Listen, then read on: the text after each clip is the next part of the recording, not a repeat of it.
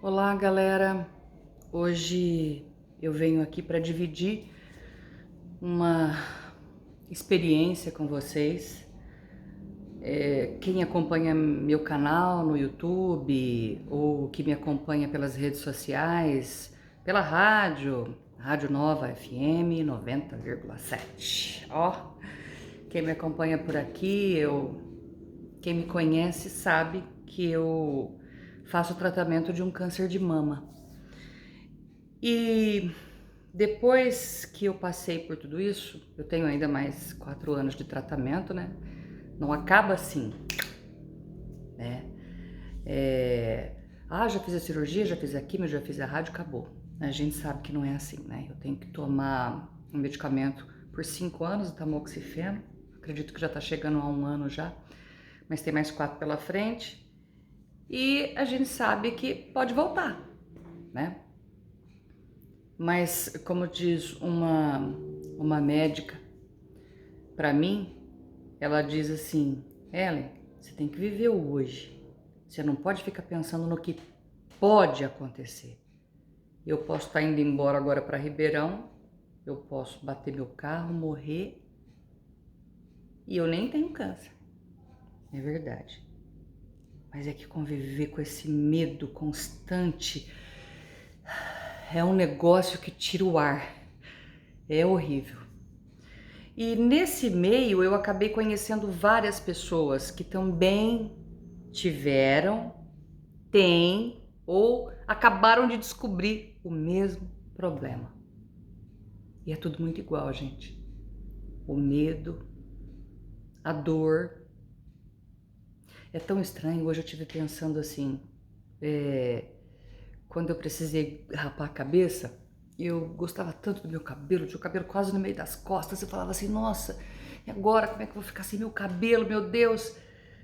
E aí todo mundo agora dizendo, nossa, você ficou tão bem de cabelo curto, né? Você ficou bem mais jovem, né? Se eu fosse você, eu não deixava mais crescer. Não foi de uma ou duas, não, foi de dezenas de pessoas.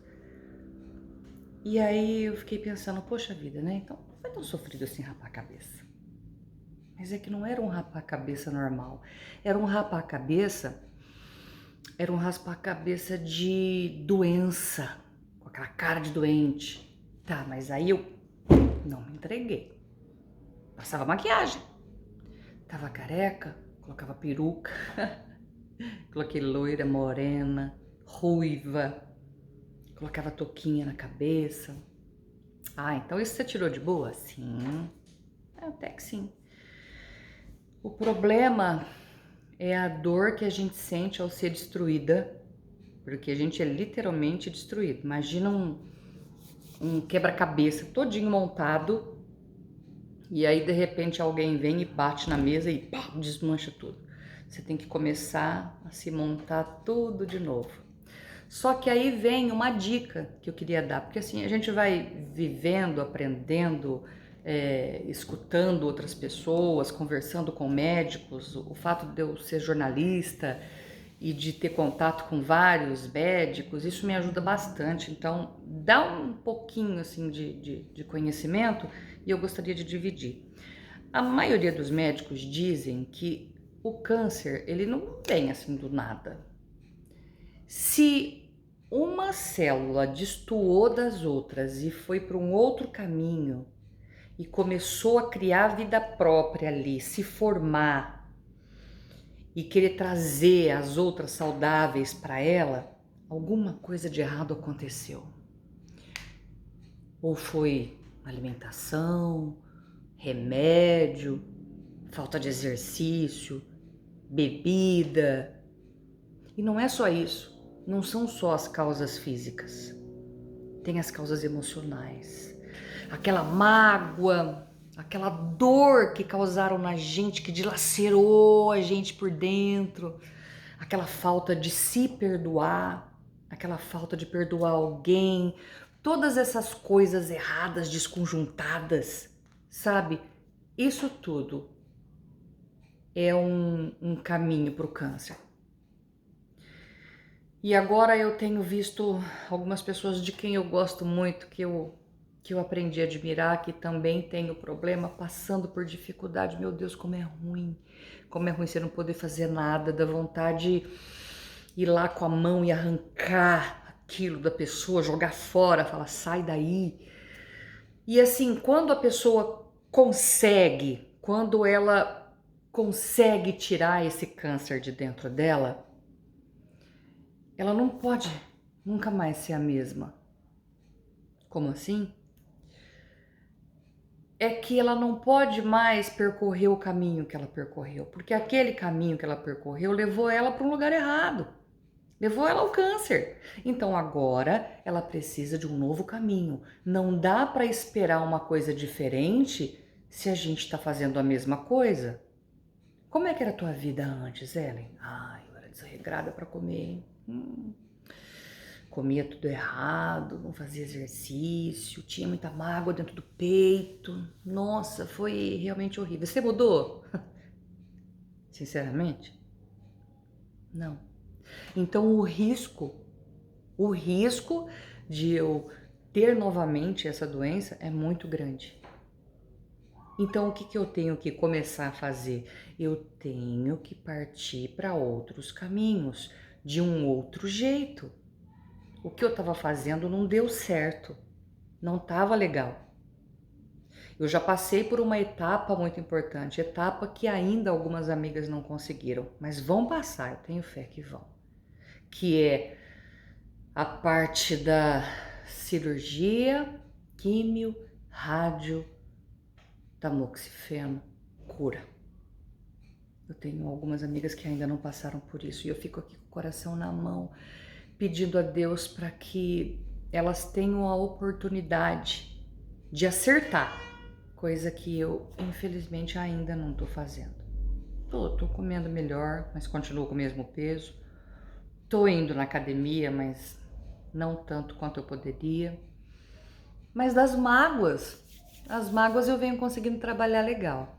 Com a ajuda de dois psicólogos, hein? Olha, da psiquiatra Tatiana Rezende, do psicólogo Neto Zago e da psicóloga também, a Aline Lombardo. Então, assim, e eu tenho essa rede de estrutura que me fortalece. E quem não tem? E quem não tem tudo isso? Então, assim, a dica que eu dou para você que está passando por isso é, primeiro, faça uma cintilografia, sabe aquele exame que você fica dentro de um tubo assim e ele te olha da cabeça até o dedo do pé e mostra tudo que você tem de errado. Se você tem câncer nos ossos, por exemplo, alguma coisa está errada em você, então faça uma cintilografia emocional. Vê o que está errado na sua vida.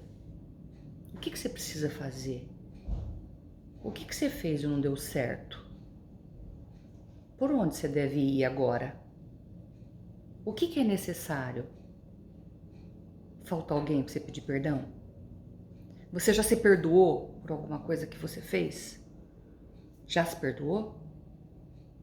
Começa a caminhar hoje. Começa a comer diferente hoje. É preciso dar essa chance pra gente. Não é o câncer que mata.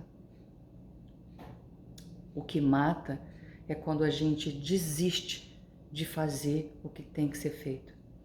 Eu não tenho uma religião específica, mas eu tenho ouvido muito falar a respeito de um Deus que só pede uma coisa,